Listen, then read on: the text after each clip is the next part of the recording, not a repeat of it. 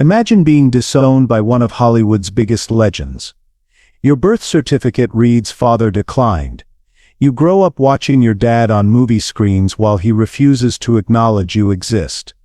This is the brutal reality Scott Eastwood faced for years, and today we're diving into the shocking truth that Clint Eastwood kept hidden until he turned 94. What you're about to hear will change everything you thought you knew about the man who played Dirty Harry.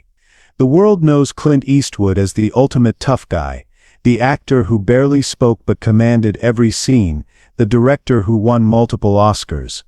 But behind closed doors he was a father who wouldn't even put his name on his son's birth certificate. For decades fans wondered why Scott Eastwood seemed to exist in his father's shadow without any real connection.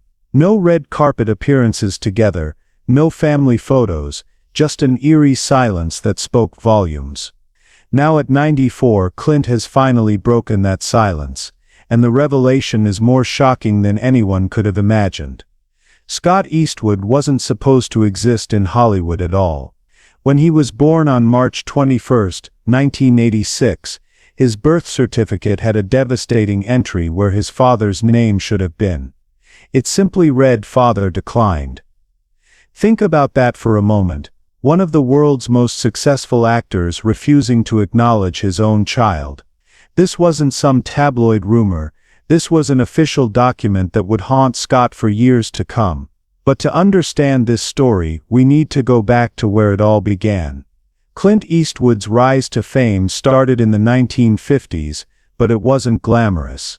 He scraped by with small roles, earning pennies while learning everything he could about filmmaking. His big break came with the TV series Rawhide, where audiences first fell in love with his rugged charm. Then came the Dollars trilogy with director Sergio Leone, those spaghetti westerns that made him an international star. He barely spoke in those films, but his presence was magnetic. The man with no name became the man everyone wanted to know. The 1970s brought Dirty Harry, and suddenly Clint wasn't just a cowboy anymore. He was a tough cop who played by his own rules. "Do you feel lucky, punk?" became more than a line, it became a philosophy. 5 Dirty Harry films cemented his status as Hollywood royalty. But even as his star rose, his personal life was spiraling into chaos that would eventually impact his unborn son. Money poured in, fame followed. Every Which Way But Loose showed his comedic side and became a box office smash. He directed Unforgiven and won his first Oscar. $1 Million Baby brought him another. He wasn't just an actor anymore, he was a force of nature. In 1986, the same year Scott was born, Clint even became mayor of Carmel by the Sea. Everything he touched turned to gold, except for one thing, his family life. You see, while Clint was conquering Hollywood, he was failing at home. He married Margaret Johnson in 1953, but even during their courtship, he was having affairs. One of those affairs resulted in a daughter named Lori, born in 1954. He kept her existence secret for decades. Then came Roxanne Tunis, a stunt woman who had his daughter Kimber in 1964. All while he was still married to Johnson. The affairs piled up like movie credits, each one more complicated than the last. By the time Scott's mother, Jacelyn Reeves, entered the picture, Clint's personal life was a tangled web of secrets. Jacelyn was a flight attendant, who caught Clint's eye, but their relationship was never public. When she got pregnant with Scott in 1985, Clint was living with actress Sandra Locke, who he called the love of his life. How do you tell the woman you supposedly love that you fathered a child with someone else? You don't, you keep it secret. You refuse to sign the birth certificate. You let the child grow up wondering why his father won't claim him.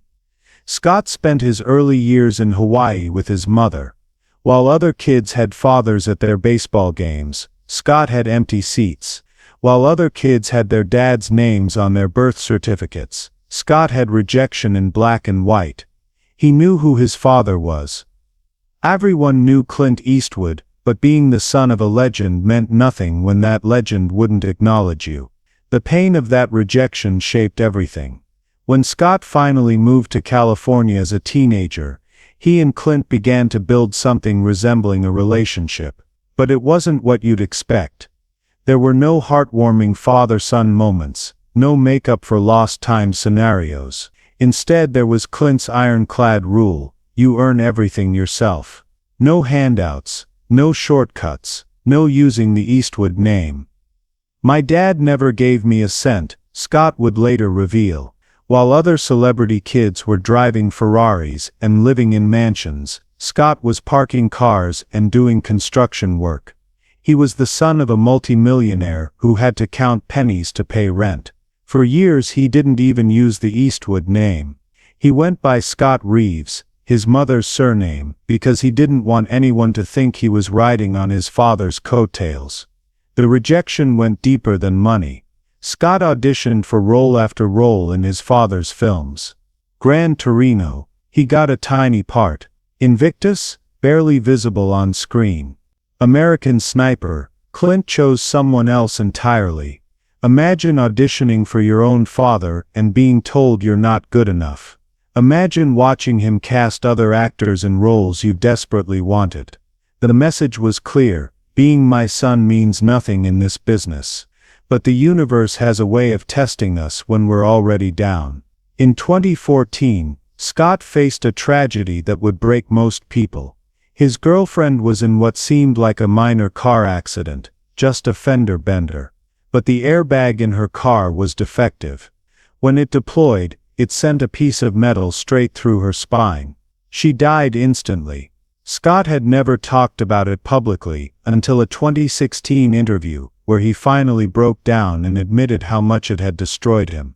"I've never told anybody that, he whispered, his voice cracking with emotion. Here was a man who'd grown up without his father's acknowledgement, who'd fought for every scrap of success, and now he'd lost the woman he loved in the most senseless way possible. The combination of childhood rejection and adult tragedy could have broken him. Many thought it would. But Scott had inherited more from Clint than just his looks. He'd inherited that Eastwood grit, that stubborn refusal to quit. By 2015, things began to shift. Scott landed the lead role in The Longest Ride, ironically getting the part right after his father rejected him for American Sniper. He started using the Eastwood name professionally. He was done hiding, done pretending he wasn't Clint's son. If his father wouldn't help him, fine. He'd make the name mean something on his own terms. Then came the breakthrough moment nobody saw coming. In 2016, for the first time ever, Clint and Scott sat down together for a joint interview with Esquire magazine. After decades of distance, father and son were finally in the same room, talking to the same reporter. What unfolded was both heartbreaking and healing. "I lived with my mom in Hawaii until I pissed her off," Scott said with a laugh. "Then I came to live with my dad and pissed him off too." Clint actually smiled. It was a small moment, but for fans who'd watched their cold relationship, it felt monumental. The interview revealed things nobody knew. Clint admitted he'd been watching Scott's career all along. "He always came in and did a good job," Clint said. "Now the chicks are calling and asking where Scott is. They used to ask where I was." The conversation went deeper. Clint talked about his philosophy: nobody knows anything. Don't listen to anyone else. Trust your gut. It was the same advice he'd been giving Scott all along, just packaged differently. Scott revealed that his father's seemingly cruel treatment had actually been a masterclass in character building. "He made me work for everything," Scott said. "No handouts, no shortcuts, just hard work." But perhaps the most revealing moment came when Clint talked about why he'd been so hard on Scott. "People think I was cruel," he said, his voice softer than usual. "But I've seen what happens to kids who get everything handed to them. They end up lost, addicted, broken. I wanted Scott to be strong. I wanted him to know he earned his success." It wasn't an apology exactly, but it was an explanation. After years of silence, Clint was finally telling his side. The relationship had evolved from non-existent to complicated, to something approaching understanding. In 2024, Scott gave an update on his now 94-year-old father. He's a survivor, Scott said. He's seen the Great Depression, World War II. That builds a different kind of person. You don't complain, you don't whine, you just do. The words could have been describing either of them. Christina Sandera's death in 2023 brought them even closer. Clint's partner of 10 years died suddenly from a heart attack. For the first time in his life, Clint seemed vulnerable. Scott stepped up, checking on his father, making sure he was okay. The boy who'd grown up without a dad was now taking care of the man who'd refused to claim him. I think of him as an inspiration, Scott said recently. Would I work with him again? Absolutely. Do I understand why he did what he did? Yes. Do I agree with all of it? That's between us. It's the most mature response possible, from someone who had every right to be bitter. The truth is, Clint Eastwood didn't disown Scott in the traditional sense. He did something arguably worse, and potentially better. He refused to make his son's life easy. He forced Scott to earn every inch of success. He created a trial by fire that would either forge a strong man or break a weak one. Scott emerged stronger, more determined, more authentic than most Hollywood kids ever become. But was it worth it? Was the pain and rejection necessary? Could Clint have achieved the same result with less cruelty? These are questions only the Eastwoods can answer. What we know is this: two men, separated by 56 years and vastly different experiences, have found a way to understand each other. The birth certificate that once read "Father declined" now seems less like rejection and more like a challenge. A challenge that Scott Eastwood met and conquered. Today Scott is establishing himself as a serious actor. He's no longer just Clint's son. He's Scott Eastwood, a name that stands on its own. And Clint at 94 has finally revealed the method behind what seemed like madness. It wasn't about disowning his son, it was about creating one. As we wrap up this incredible story, ask yourself this: would you have survived what Scott went through? Could you have thrived under that kind of pressure?